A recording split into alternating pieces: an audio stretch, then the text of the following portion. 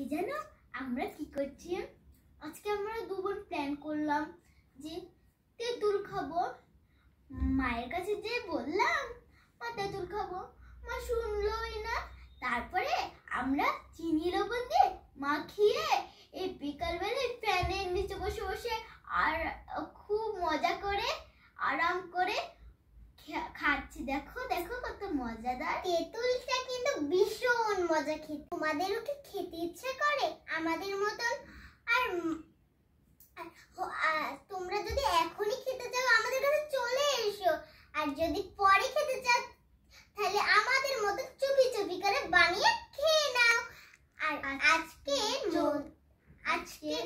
তোমরা যদি আমাদের মতো খেতেই চাও তাহলে এখন যদি খেতেই চাও আমাদের কাছে চলে এসো তাড়াতাড়ি।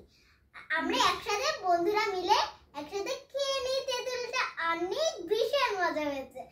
তোমরা তো চলে এসো তাড়াতাড়ি। আর যদি পরেও খেতে চাও এখনই খেতে চাও তাহলে পরে খেলে তোমরা আমাদের মতো ভীষণ মজা করে খেতে পারো। তা আজকের মতন এই বাই বাই।